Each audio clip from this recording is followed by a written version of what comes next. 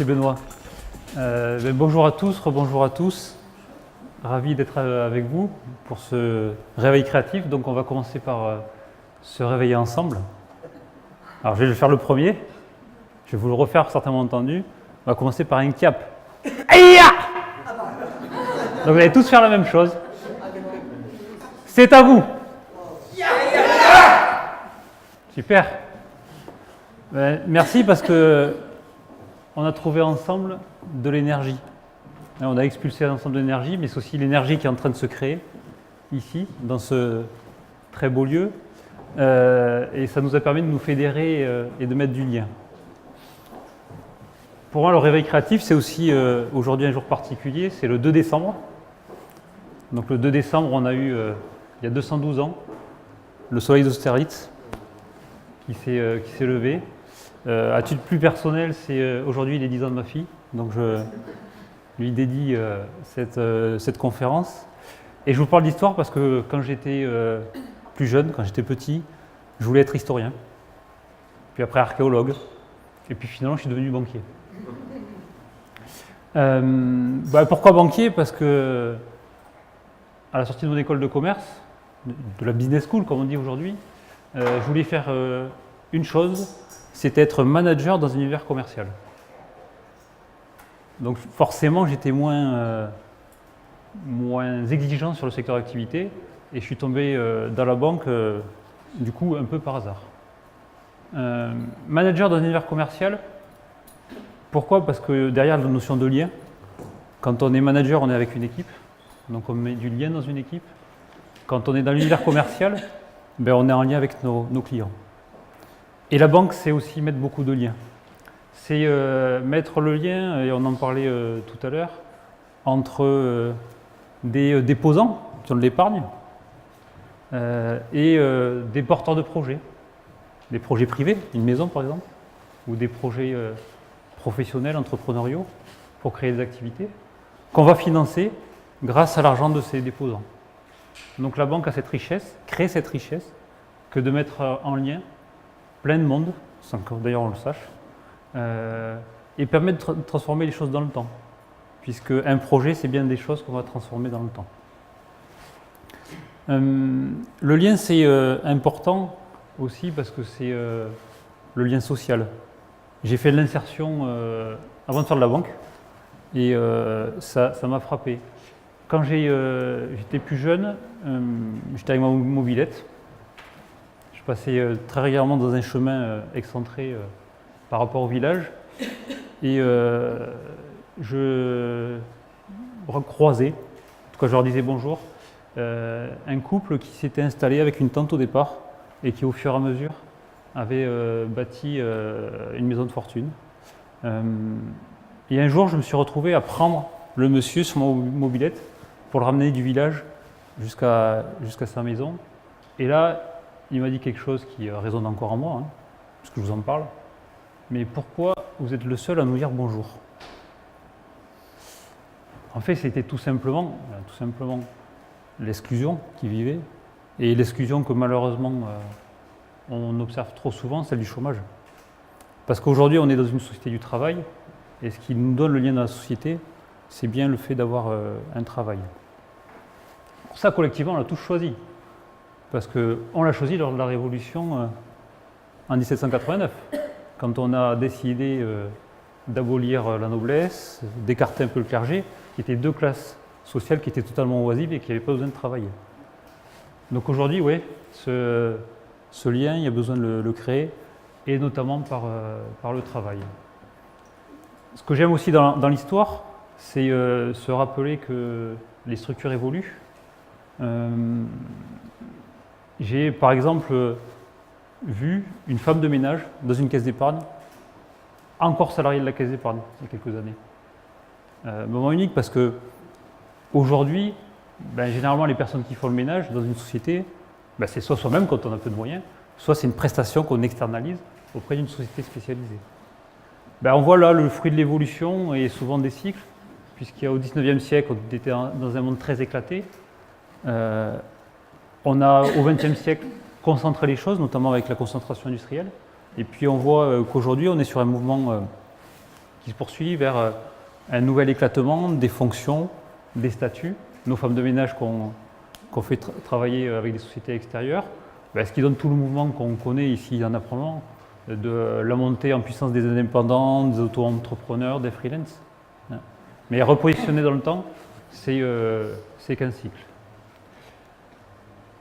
Peu importe que ce soit à l'intérieur d'une entreprise, qu'on est dans de grosses entreprises, que ce soit dans des petites entreprises, il y a toujours des liens à créer. Et il est important, pour moi, de dépasser les statuts. Je peux presque dire que je hais le statut. C'est probablement par anticonventionnalisme, si le terme existe. Ne pas se référer au statut, ça permet justement de s'ouvrir les choses, d'aller bien plus loin. Et d'ailleurs, on le voit aujourd'hui quand on parle de start-up. À quoi on accroche l'imaginaire du start-up? Généralement un open space. Et cet open space, c'est quoi? C'est notamment le chef, le patron qui n'a plus de bureau et qui est avec les autres. Il est au même niveau que les autres. Donc on abolit les statuts et on sait très bien que la force des startups aujourd'hui, c'est tout ce mouvement de créativité qui permet l'émergence de plein de choses. Donc c'est bien le fait d'enlever le statut qui va permettre d'amener de la créativité. Plus prosaïquement, il fut un temps où il y avait des toilettes, direction des toilettes employées. Oui. Et je me rappelle d'écrire là-dessus où les Japonais, ils n'ont jamais pensé comme ça. Et notamment quand il y a des entreprises japonaises qui sont venues s'installer en France, donc je crois que c'était à Valenciennes pour Toyota, les ouvriers qui avaient l'habitude de travailler dans des usines françaises et qui sont venus sur des usines japonaises étaient étonnés. Voilà, on abolissait ce type de statut. Donc c'est bien de vouloir travailler en dehors des statuts. Ça nécessite quand même qu'on se fasse confiance. Et la confiance, pour moi, c'est le moteur des liens qu'on va pouvoir mettre en place, de toute cette agilité foisonnante. La manière dont je pense pouvoir mettre de la confiance, c'est dans mon parcours le fait que je me suis interrogé, est-ce que je dois enseigner à plein temps ou pas, parce que j'aime transmettre. Et finalement, la voie que j'ai trouvée, c'est d'essayer de mettre de la transmission dès que je le peux. Puisque la transmission nous permet aussi de nous positionner différemment en tant que manager, puisque c'est bien mon rôle en tant que banquier ou au sein de la banque dans laquelle j'exerce. Ça permet d'être facilitateur, de faire passer ce qu'on croit. Alors moi j'aime bien parler d'histoire, parce que c'est... peut-être que j'y reviendrai un jour, c'est une de mes passions, mais quoi qu'il en soit, c'est une référence, comme une autre. Et il est important, quand on ouvre les champs, de toujours avoir des références. En tout cas, c'est la mienne. J'en ai une autre, c'est celle de l'espace. Et j'ai compris un jour qu'il y avait un lien entre espace et créativité. Je me suis trouvé sur une journée de travail. On nous avait amené à l'extérieur et où un artiste nous a poussé jusqu'à écrire une pièce de théâtre, la produire en tout cas, la jouer et également faire des modelages en papier, etc. Ce qui n'était pas du tout mon trip initial. Notamment en tant que banquier, vous imaginez bien. Mais ça m'a permis de voir qu'on avait des choses communes. On avait commencé la journée par un exercice simple. On était dans une pièce, peut-être de cette taille d'ailleurs, et il nous avait demandé de tous courir librement dans la pièce. Il se trouve que si vous observez, la majorité des personnes vont commencer à courir en cercle. Je vois qui voit à quoi je fais référence. Et du coup, courant en cercle, tous dans le même sens, ne vont pas occuper l'espace. Le milieu ne va pas être occupé. Les coins ou les abords ne vont pas être occupés. Mais voilà, si on occupe l'espace, on se donne plus de champs, on s'ouvre plus de possibles, et c'est, je pense, un des terreaux fertiles pour la créativité. Donc cette sensibilité à l'espace, elle me vient de ma pratique du taekwondo, donc un art martial. Alors bien souvent, on traduit tout ce qui finit par do par la voix de quelque chose. En l'occurrence, taekwondo, c'est le pied et le poing. Mais plutôt que parler de la voix du taekwondo, je préfère parler de sa voix du taekwondo ou de ma voix du taekwondo. Puisqu'après tout, on a chacun une part de vérité, on n'a que notre propre vérité. Et d'ailleurs, ce que je suis en train de faire là, c'est de vous donner que ma part de vérité. Donc moi, de ce que j'en sais, c'est que ça me permet de travailler sur différentes cultures. Je suis de culture occidentale, mais en même temps, j'ai des apports de la culture orientale. C'est important quand on voit que la conception n'est pas la même. En Occident, et notamment en France avec Descartes, c'est « je pense donc je suis ». La pensée est dissociée de l'action.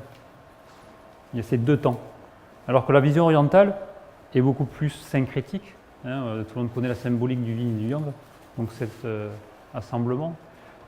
Et on va donc penser en agissant ou agir en pensant. Par exemple, moi, dans ma pratique, des fois je kiffe simplement en faisant ça. Parce que j'y arrive peu, et pas souvent. Mais il y a des moments, et notamment quand on arrive à le faire sur plusieurs enchaînements, où on va arriver justement à être dans l'action et la pensée en même temps. Et à ce moment-là, on va s'abstraire quelque peu de ce qu'on fait, avoir ce qu'on dit communément prendre de la hauteur, prendre du recul. Et ça va nous permettre d'ouvrir totalement les possibles. C'est, comment dire, le fait dans notre monde du travail, de poser un regard sur ce qu'on fait, de poser un regard sur son travail, et du coup, de pouvoir l'imaginer différemment. Mais notre travail, c'est bien quelque chose qu'on fait. Donc si on commence à le penser à l'écart de ce qu'on fait, on peut se tromper. Tandis que là, en menant les deux en même temps, c'est vraiment source de richesse et de nouvelles choses. La force aussi que je trouve dans la pratique de mon art martial, c'est que il y a différentes écoles, que ces écoles prennent le pouvoir tour à tour, et c'est une formidable opportunité, parce qu'on apprend de manière différente. Quand on a un nouveau leader qui dit c'est comme ça, on apprend comme ça. Quand il dit c'est comme ça, on apprend comme ça. Quand il dit c'est comme ça, c'est comme ça.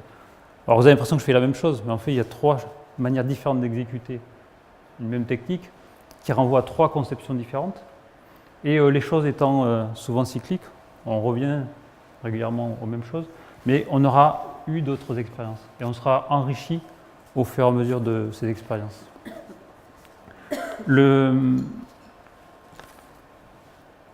Ça, c'est la problématique du changement. En quoi le changement peut être une opportunité? Bien souvent dans l'entreprise, quand on entend parler changement d'organisation, changement de chef,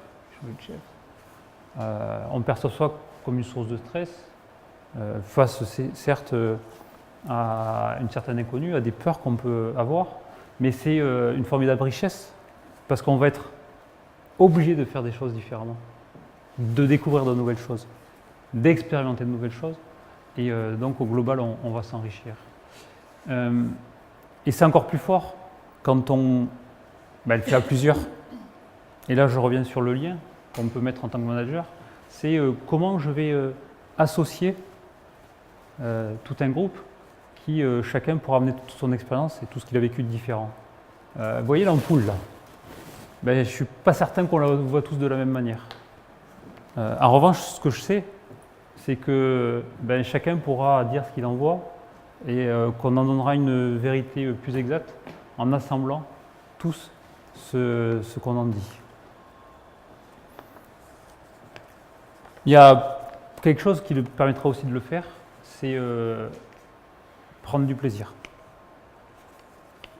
Alors en plus, dans une société qui est plutôt anxiogène, où c'est pas toujours la fête, moi je vais essayer de faire en sorte, et en tout cas voilà, c'est un moteur en moi, qu'on prenne du plaisir, parce que déjà on peut avoir le plaisir d'être ensemble, c'est le cas maintenant, Non, mais repensez à l'histoire de ma mobilette, quoi. L'isolement de certaines personnes. Et puis en prenant plaisir, tout est beaucoup plus facile. C'est plus facile de travailler ensemble, c'est plus facile de mettre du lien, donc du coup c'est plus facile de créer des choses ensemble. Une autre chose que j'essaie de faire, c'est d'anticiper le fait d'être prêt à recevoir. Parce que moi je me régale de l'inconnu. Alors je ne suis pas un explorateur, hein, je vous rassure. Je suis banquier, imaginez. Le banquier ne prend pas de risque. Si, justement, au contraire, c'est une culture du risque. Non, mais l'inconnu, c'est tous les jours, c'est tous les matins, c'est tous les après-midi, c'est simplement percevoir ce qui arrive et en faire une opportunité, plutôt que voir ça comme quelque chose de dérangeant. C'est la sérendipité, hein, c'est voilà, mieux que moi. Donc c'est un des réveils créatifs qu'il y a eu il y a quelque temps avec M. Moisan, un chercheur émérite. Pour ceux qui ont des souvenirs de leur cours de bio de collège, c'est la création de la pénicilline. C'est comment Alexander Fleming, en faisant de la culture biologique, hein, vous savez, dans les petites coupelles, a découvert la pénicilline tout simplement parce qu'il y a eu un phénomène de génération spontanée. Et en acceptant quelque chose qui était inconnu, il a su en faire une création super. Donc pour moi c'est ça. Et c'est important d'anticiper que ça peut arriver pour pouvoir l'accepter. Parce que souvent on est, au lieu de s'ouvrir, hein, parce que pour pouvoir accepter, pour pouvoir entendre, on a besoin de s'ouvrir, l'inconnu fait qu'on va se recroqueviller, qu'on va se refermer. Et là, on passe souvent à l'écart de belles choses.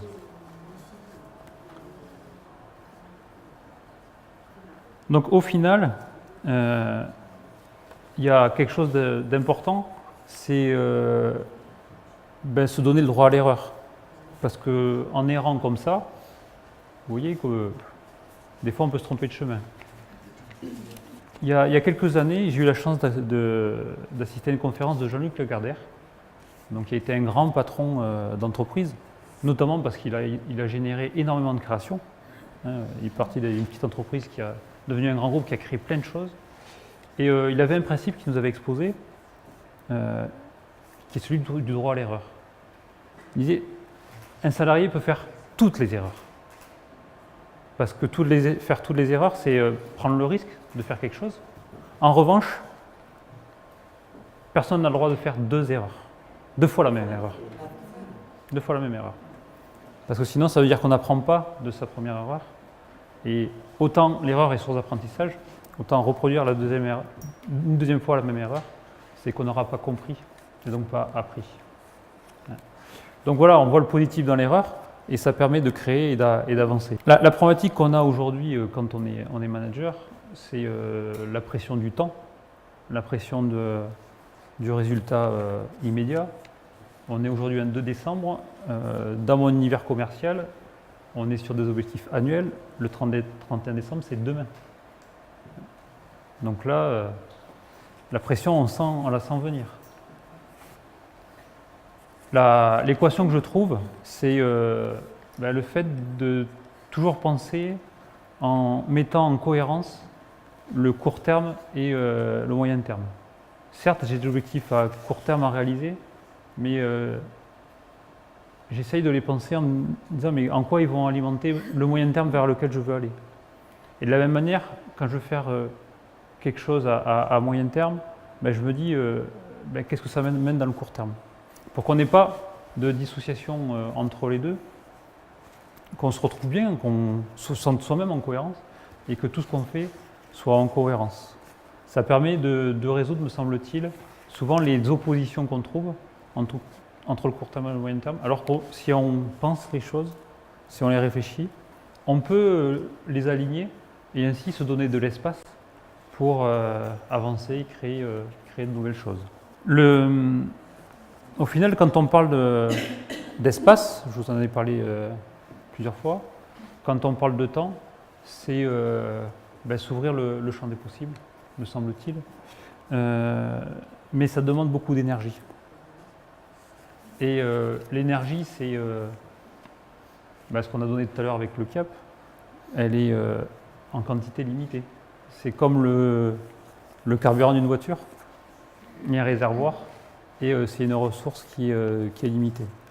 Donc autant on peut faire les choses en mettant beaucoup d'énergie, c'est ce que j'ai tendance à faire, autant parfois on a besoin de l'économiser, c'est donc parfois renoncer, c'est parfois éviter, c'est parfois contourner, c'est parfois différer. J'ai en mémoire l'expérience suivante. Il y a quelques années, on me demande d'intervenir à Cugnaux, au Vivier, donc c'est une zone, un petit quartier difficile, auprès de jeunes, en me disant voilà, on fait un test pour 2 mois, on verra ensuite. Donc je fais le test. Alors au départ, les gamins ils rentrent même pas dans la salle, puis après ils finissent par rentrer dans la salle, puis au bout de 2 mois, ils ont commencé à adhérer. Et là, la porteuse du projet, du développement social urbain, me dit il y a un problème, c'est qu'on va pouvoir continuer. C'est dommage parce qu'on voit qu'il y a des choses qui se passent intéressantes, mais on ne pourra pas continuer. Et elle me fait comprendre que c'est le club de judo qui commence à se dire je peux perdre des adhérents. Ce qui était stupide, semble-t-il, parce qu'on n'était pas du tout sur la même population. Mais c'est ainsi. Et là, en l'occurrence, j'ai renoncé. J'ai différé. Aujourd'hui, depuis quelque temps, j'interviens à Colomiers, j'aide un copain avec des gamins. On n'est pas toujours face à des populations faciles. C'est le moyen que j'ai trouvé de contourner et de mettre moins d'énergie. Là, j'en ai retrouvé. Et c'est hyper gratifiant que de voir des gamins qu'au départ, on a plutôt tendance à mettre dans un coin ou sur le banc, qui finissent rarement la séance, venir nous voir quelques années après en disant ah Jean-Marc, aujourd'hui j'ai été sage. Et voilà, ils prennent conscience de tout ce qu'ils peuvent faire, du rôle qu'ils peuvent avoir. Et il y en a un, on le surnomme Sardine, oui, hein. Tellement au départ il embêtait tout le monde. Aujourd'hui c'est le leader de son groupe, et un leader positif. Voilà, parce qu'on a mis, je pense, l'énergie qu'il fallait avec lui au bon moment pour qu'il trouve sa propre voie et sa propre place. Donc tout ça, c'est une histoire de step by step. On fait les choses pas à pas et parfois, en les faisant, on se trompe. Parce que quand on parle de pas, ce qui peut être un petit pas pour moi, me demander peu d'énergie, peut être un très grand pas pour l'autre. Et lui demander beaucoup plus d'énergie que ce qu'on peut penser.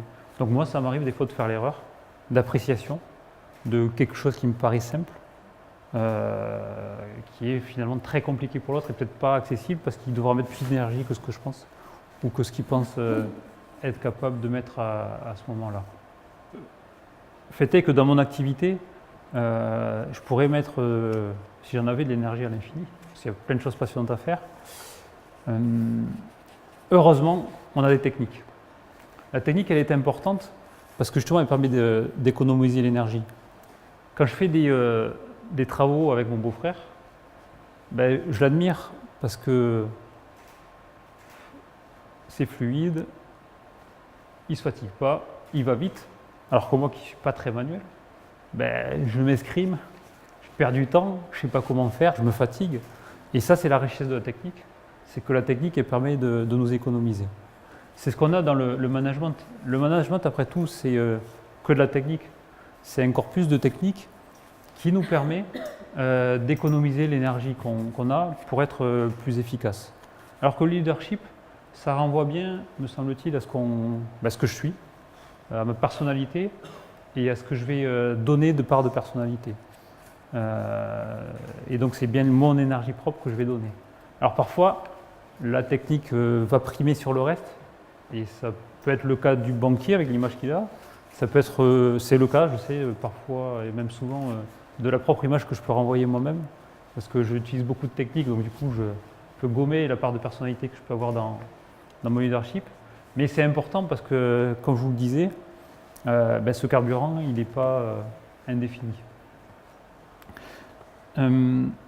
Alors, ceux qui trouvent souvent la solution, ce sont les maîtres en arts martiaux. La position du maître, elle est très intéressante parce qu'il se met en retrait. Il est très économe de sa parole. Il a une force, c'est qu'il va donner un cadre, et souvent avec autorité, la stature du maître, Mais en fait, il va donner le champ à beaucoup de possibles, puisqu'il va amener petit à petit l'élève à l'autonomie, en lui laissant le maximum de champ pour expérimenter les choses, se tromper, prendre des coups.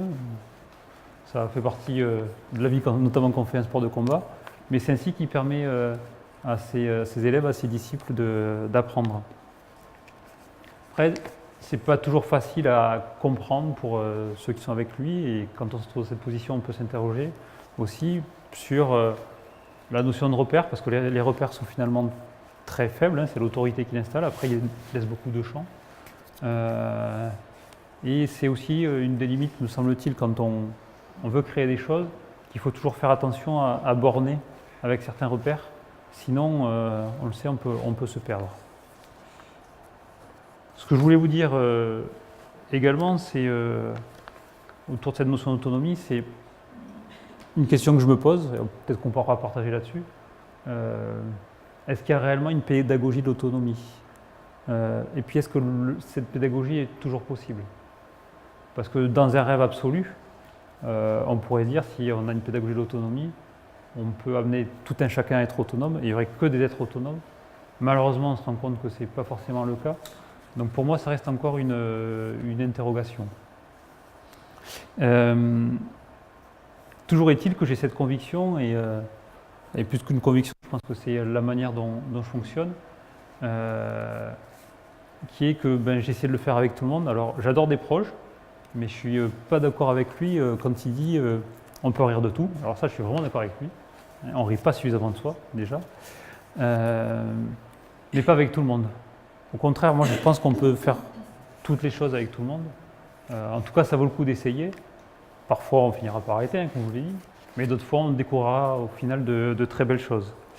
Et la manière, moi, dont j'agis dans mon quotidien, c'est en fait de considérer que j'ai un champ, alors qu'il n'est pas très large, mais d'aller au maximum dans ce champ-là. C'est la place que je trouve, en donnant le maximum. C'est par exemple ce qu'on fait actuellement de choses intéressantes chez nous, sur tout ce qui est la formation et la professionnalisation de jeunes qui arrivent. Il y a des souvenirs qui sont assez émouvants quand on voit une jeune salariée qui découvre qu'elle pourra avoir un bac plus 3.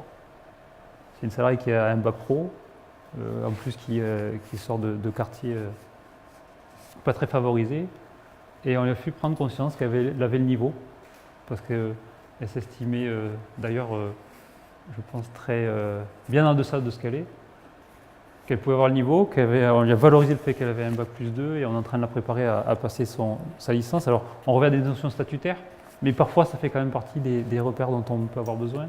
Et si vous avez vu la tête qu'elle avait, l'étincelle qu'elle avait quand elle a appris ça, quand on lui a fait comprendre, c'était génial, et ça donne envie, là on retrouve de l'énergie quand on a ce type de moment à vivre.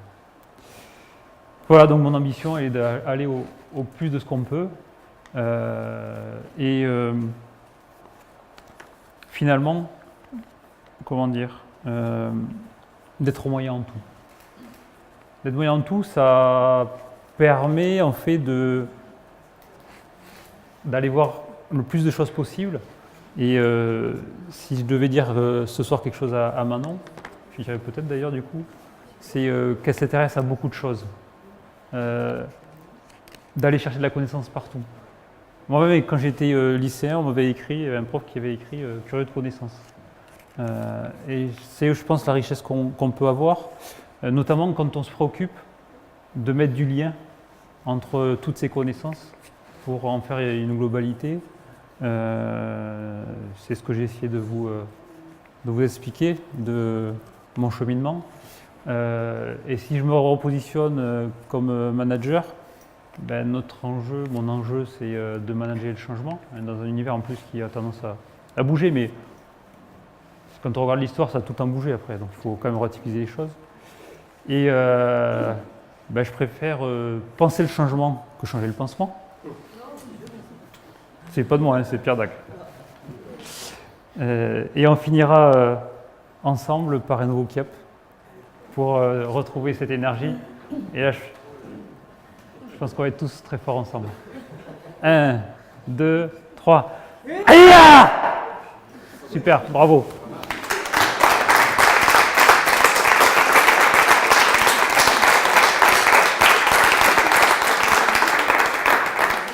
Donc c'est à mon tour de remercier.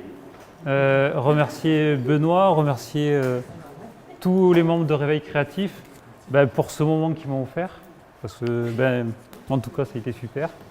Je crois qu'on va en plus continuer à échanger. Merci à vous d'être venus, à ceux que je ne connais pas, à ceux que je connais qui sont venus. Merci à Stéphanie, sans qui rien ne serait possible. Et puis, à de suite. Déjà, ça renvoie à la notion d'énergie tout à l'heure. C'est quand on va contre quelque chose, il faut mettre de l'énergie. On peut s'épuiser d'ailleurs à faire ça. Je pense que la sagesse aussi, c'est de savoir, après c'est de casser les dents, après avoir fait des erreurs. Parfois renoncer ou faire différemment pour ne pas renoncer sur le fond.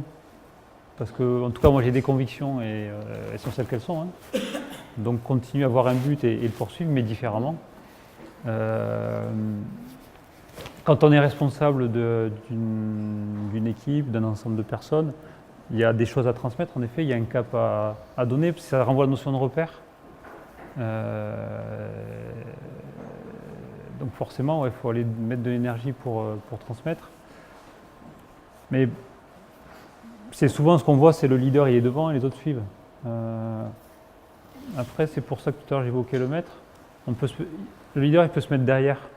Il peut se mettre en retrait et qu'au final, ce soit le groupe qui prenne collectivement le leadership et du coup devienne lui-même acteur de ce mouvement.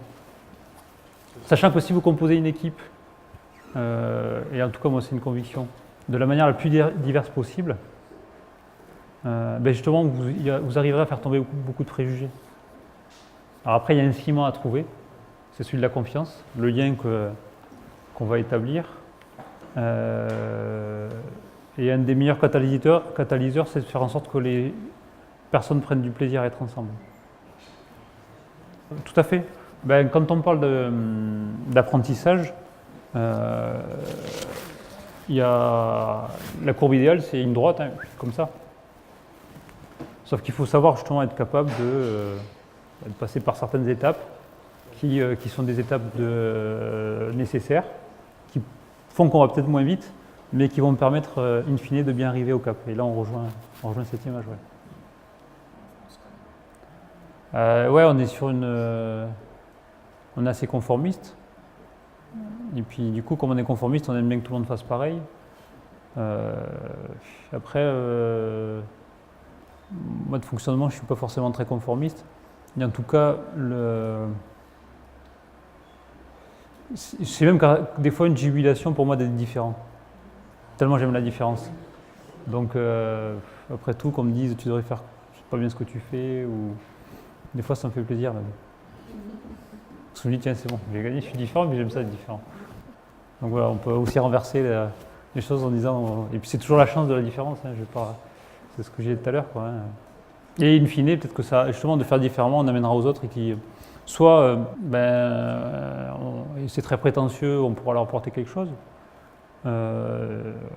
Soit au moins les personnes avec qui on travaille, elles auront appris d'autres choses. Et puis et c'est toujours ça, c'est l'histoire de la lumière sur les choses. Et donc du coup, la nécessité de vraiment penser à ce qu'on fait, idéalement tout en le faisant.